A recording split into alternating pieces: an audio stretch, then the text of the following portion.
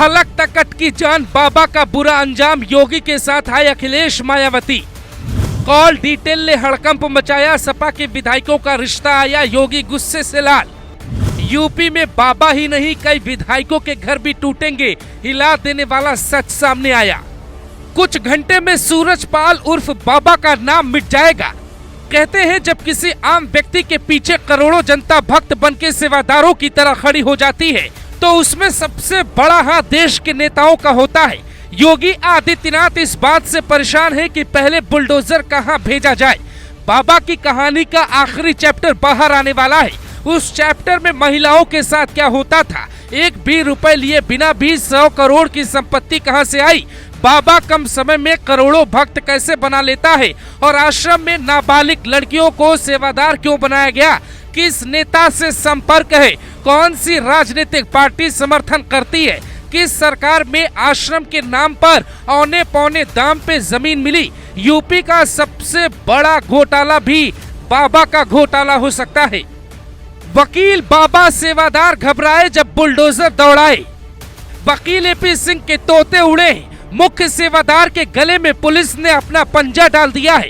फर्जी बाबा की आंखों की नींद उड़ी है। जब अंत समय आता है तो गीदड़ भी शहर की तरफ भाग आता है।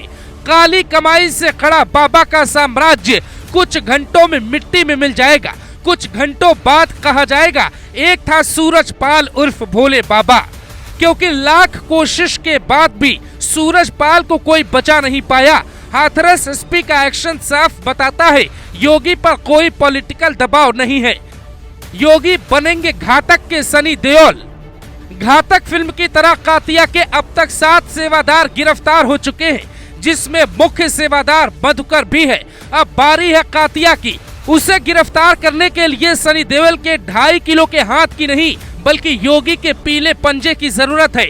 योगी का बुलडोजर किसी भी वक्त मैनपुरी आश्रम में घुस सकता है, क्योंकि जैसे ही एसटीएफ ने मुख्य सेवादार मधुकर को गिरफ्तार किया वैसे ही उसने बाबा का सही लोकेशन बता दिया। बाबा के सारे कर्मों की कुंडली खोल दी। लगातार लखनऊ में माहौल गर्म है। पुलिस हेडक्वार्टर में हलचल तेज है। हाथरस, मैनपुरी, आगरा, एटा, फरुखाबाद, एटा, इटावा में भी हलचल तेज है। अलीगढ़ में तेज हलचल साफ बताता है कि कुछ घंटे में ही कुछ बड़ा होने जा रहा है। पुलिस ने जाल बिछाया, बाबा तड़पती मछली की तरह आया। सारे रास्ते खत्म हो जाते हैं जब यूपी पुलिस किसी अपराधी के पीछे होती है। न भागने का रास्ता, न ही बचने का कोई ठिकाना। राजनीतिक संरक्षण भी नहीं मिलेगा, क्योंकि अधिकारियों ने शिकंजा कसा तो नेताओं का नंबर मिला। मैनपुरी के आश्रम के बाहर खड़े एक सीनियर पत्रकार का दावा है कि सेवादारों और बाबा के भक्तों की बेचैनी बढ़ गई है। जब से बाबा ने मीडिया में आके दुख जताया तब से पुलिस के लिए रास्ते खुल गए।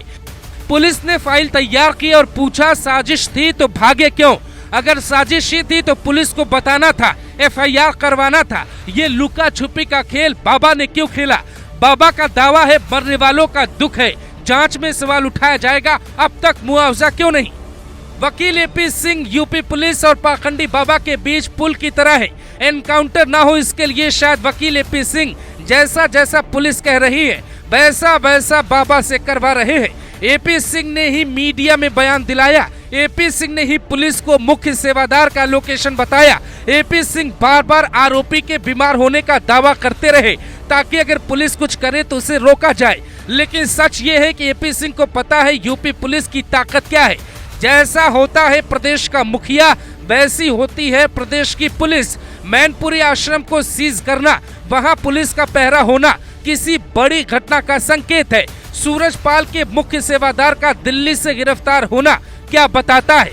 क्या ये डर था कि यूपी के भीतर गिरफ्तारी होगी तो होने को कुछ भी हो सकता है, इसीलिए अस्पताल का सहारा लिया जाए? एपी सिंह ने क्लाइंट को भी बचाया और यूपी पुलिस को उसका शिकार भी पकड़ाया।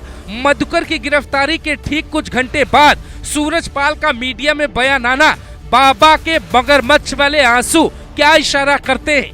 क्या सब कुछ फिक्स हो चुका है? जो कहते थे सीएम योगी पाखंडी बाबा को बचा रहे हैं, वो कहने के लिए तैयार हो जाए यूपी में कोई फर्जी बाबा नहीं बचेगा, कोई फर्जी सेवादार मधुकर बनके नहीं बचेगा। कोई नेता विधायक भी अगर बाबा की मदद कर रहा है तो वो यूपी में नहीं बचेगा।